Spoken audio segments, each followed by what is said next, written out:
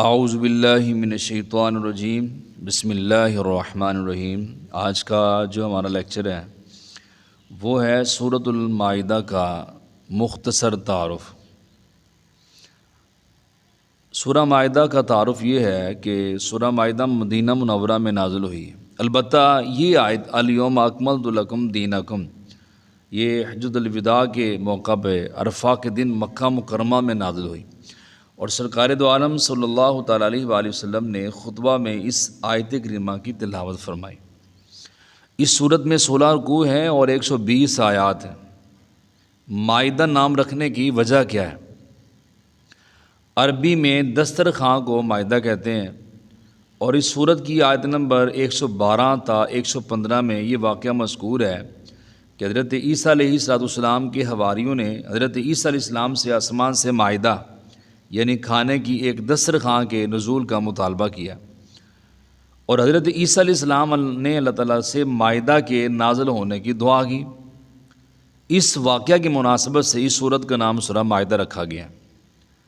سورہ مائدہ کے فضائل کیا ہیں؟ سب سے پہلی فضیلت، اس سورت کی ایک آیت مبارکہ کے بارے میں حضرت عمر بن خطاب رضی اللہ تعالیٰ سے مروی ہے کہ ایک یہودی نے ان سے کہا کہ اے امیر المومنین رضی اللہ تعالیٰ عنہ، آپ اپنی کتاب میں ایک آیت کی تلاوت کرتے ہیں، اگر وہ آیت ہم یہودیوں کے گروہ پر نازل ہوئی ہوتی تو جس دن یہ نازل ہوتی ہم اس دن کو عید بناتے ہیں۔ حضرت عمر رضی اللہ تعالیٰ نے فرمایا وہ کون سی آیت ہے؟ اس یہودی نے عرض کی وہ یہ آیت ہے، اليوم اکملت لکم دینکم واتممت علیکم نعمتی ورضیت لکم الاسلام دینا۔ آج میں نے تمہارے لیے تمہارا دین مکمل کر دیا، اور میں نے تم پر اپنی نعمت پوری کر دی اور تمہارے لیے اسلام کو دین پسند کیا۔ حضرت عمر فاروق رضی اللہ عنہ نے فرمایا ہم اس دن اور اس جگہ کو بھی جانتے ہیں جس میں نبی کریم خاتم النبیین صلی اللہ تعالیٰ علیہ وآلہ وسلم پر یہ آیت کریمہ نازل ہوئی۔ جب یہ آیت نازل ہوئی اس وقت حضور پر نور صلی اللہ تعالیٰ علیہ وآلہ وسلم جمعہ کے دن عرفات کے میدان میں مقیم تھے، اور جمعہ اور عرفات دونوں مسلمانوں کی عید کے دن ہیں۔ اور دوسری فضیلت، حضرت عبداللہ بن عمر رضی اللہ تعالیٰ عنہ فرماتے ہیں جب حضور پر نور صلی اللہ تعالیٰ علیہ وآلہ وسلم پر سورہ مائدہ نازل ہوئی اور اس وقت آپ صلی اللہ علیہ وسلم اپنی سواری پر سوار تھے، تو سواری میں آپ صلی اللہ علیہ وسلم کا بوجھ اٹھانے کی طاقت نہ رہی، اس لیے آپ صلی اللہ تعالیٰ علیہ وآلہ وسلم سواری سے نیچے تشریف لے آئے۔ تیسری فضیلت، حضرت مجاہد رضی اللہ تعالیٰ سے مروی ہے نبی کریم خاتم النبیین صلی اللہ تعالیٰ علیہ وآلہ وسلم نے ارشاد فرمایا تم اپنے مردوں کو سورۃ مائدہ سکھاؤ اور عورتوں کو سورہ نور سکھاؤ۔ علامہ عبدالرؤف مناوی رحمۃ اللہ علیہ فرماتے ہیں سورہ مائدہ میں چونکہ مردوں کے لیے بہت زجر و توبیخ یعنی ڈانٹ ڈپٹ ہے، زجر و توبیخ یعنی ڈانٹ ڈپٹ ہے، اس لیے انہیں سورہ مائدہ سکھانے کا حکم دیا گیا، اور سورہ نور میں عورتوں کے لیے بہت زجر و توبیخ یعنی ڈانٹ ڈپٹ ہے کہ اس میں واقعہ عفق اور زینت کے مقام ظاہر کرنے کی حرمت وغیرہ ان چیزوں کا بیان ہے جو عورتوں سے متعلق ہے، اس لیے انہیں سورہ نور سکھانے کا حکم دیا گیا۔ مضامین کون سے ہیں؟ اس صورت کا مرکزی مضمون یہ ہے کہ اس میں یہودیوں اور عیسائیوں کے باطل عقائد و نظریات ذکر کر کے ان کا رد کیا گیا، مسلمانوں کو تمام جائز معاہدے پورا کرنے کا حکم دیا گیا، اور ان جانوروں کے بارے میں بتایا گیا جو مسلمانوں پر حرام ہیں اور جو مسلمانوں کے لیے حلال ہیں۔ آگے وضو، غسل اور تیمم کے احکام بیان کیے گئے، اور انصاف کے ساتھ گواہی دینے اور ناانصافی کرنے سے بچنے کا حکم دیا گیا۔ بتایا گیا اس میں غسل کے فرائض کتنے ہیں، تیمم کے احکام کتنے ہیں، وضو کے احکام کون سے ہیں، غسل کے احکام کون سے ہیں، تو وہ سارے کے سارے اس کے اندر بیان کیے گئے۔ بنی اسرائیل سے عہد لینے، ان کے عہد کی خلاف ورزی کرنے اور اس کے انجام کو بیان کیا گیا ہے سورۃ المائدہ کے اندر۔ بنی اسرائیل کا جبارین سے جہاد نہ کرنے کا واقعہ وہ اس کے اندر بیان کیا گیا، یہ قومیں جبارین ہیں اس کا ذکر یہ فرمایا جا رہا ہے۔ چوری کرنے اور ڈاکہ ڈالنے کی سزا کا بیان، یعنی چوری کرنے اور ڈاکہ ڈالنے کی جو سزا ہے وہ اس کے اندر بیان ہوئی ہے۔ شراب اور جوے کی حرمت کا بیان ہے، یعنی شراب بھی منع ہے، جوا بھی حرام ہے، شراب بھی حرام ہے۔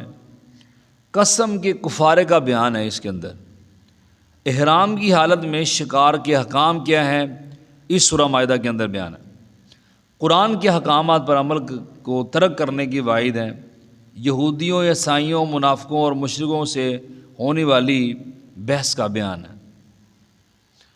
مسلمانوں کو اپنی اصلاح کرنے کا حکم دیا گیا ہے، اور اصلاح کا طریقہ بھی بیان کیا گیا کہ کس انداز میں اصلاح کرنی ہے۔ یہ بھی فرمایا گیا کہ نیکی اور پرہیزگاری کے کاموں پر ایک دوسرے کی مدد کی جائے، اور گناہ اور سرکشی کے کاموں پر ایک دوسرے کے ساتھ تعاون حرام ہے۔ نیکی کو بندہ کرتا ہے تو اس کے ساتھ تعاون کیا جائے جس طرح بھی ہو سکے، یہاں تک کہ اچھے الفاظ اس کے لیے بول دینا چاہیے، لیکن اگر کوئی برائی کر رہا ہے تو کبھی بھی اس کا ساتھ نہ دے، کیونکہ اس کے ساتھ بندہ ہو جاتا ہے، اور کسی انداز کے اندر بھی تو جس قدر گناہ اس کو ملے گا، اس بندے کو بھی اتنا گناہ ملے گا کہ جو اس کی حمایت کرنے والا ہے۔ اور آگے فرمایا کہ کفار کے ساتھ دوستی کرنا حرام ہے۔ نیز گواہی کے متعلق فرمایا کہ گواہی دینے والا عادل ہو اور انصاف کے ساتھ فیصلہ کیا جائے، اور مسلمانوں کے درمیان مساوات قائم کی جائے۔ کتنے خوبصورت مضامین ہیں اس کے اندر کہ جو گواہی دینے والا ہے وہ پیسے لے کر گواہی نہ دے، جھوٹی کی گواہی نہ دے، کسی کے اوپر الزام تراشی نہ کرے، اور پھر جو فیصلہ کیا جائے وہ قرآن اور حدیث کی روشنی کے اندر، احکامات کی روشنی میں وہ فیصلہ کرے۔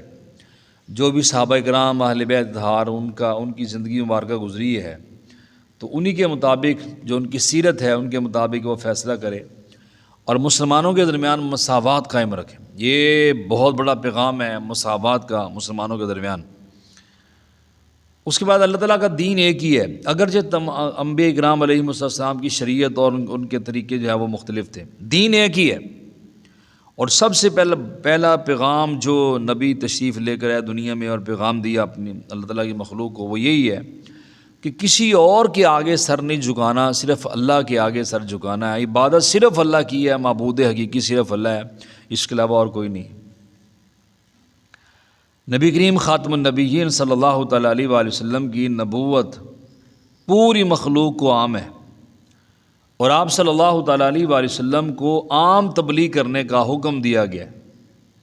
یعنی آپ کسی ایک بستی کے لیے، کسی قوم کے لیے، کسی شہر محلے کے لیے نبی بن کے تشریف نہیں لائے، بلکہ آپ تو پوری کائنات کے لیے نبی بن کے تشریف لائے۔ خلق سے اولیاء، اولیاء سے رسول، اور رسولوں سے اعلیٰ ہمارا نبی۔ سبحان اللہ۔ عبرت اور نصیحت کے لیے صورت میں یہ 3 واقعات بھی بیان کیے گئے ہیں۔ نمبر 1، حضرت موسیٰ علیہ السلام اور بنی اسرائیل کا واقعہ۔ نمبر 2، حضرت آدم علیہ السلام کے 2 بیٹوں قابیل اور حابیل کا واقعہ۔ نمبر 3، حضرت عیسیٰ علیہ السلام کے معجزے، کھانے کے دسترخوان کے نازل ہونے کا واقعہ اس کے اندر موجود ہے۔ اب سورۃ مائدہ کی سورۃ نساء کے ساتھ مناسبت کیا ہے؟ مناسبت یہ ہے کہ سورۃ نساء میں مختلف صریح اور ضمنی معاہدے بیان کیے گئے تھے، جیسے نکاح ہے اور حق مہر کے معاہدے ہیں، وصیت، امانت، وکالت، عاریت، اجارہ وغیرہ کے معاہدے، اور سورۃ مائدہ میں ان معاہدوں کو پورا کرنے کا حکم دیا گیا ہے۔ اللہ پاک کی مقدس بلند بارگاہ میں دعا ہے، اللہ پاک قرآن و حدیث کے نور سے ہمارے قلوب و ذہن کو منور فرمائے، ہمارے خیالات کو، ہمارے ذہنوں کو معطر منور فرمائے، دین پر استقامت، ایمان کی حالت میں موت عطا فرمائے۔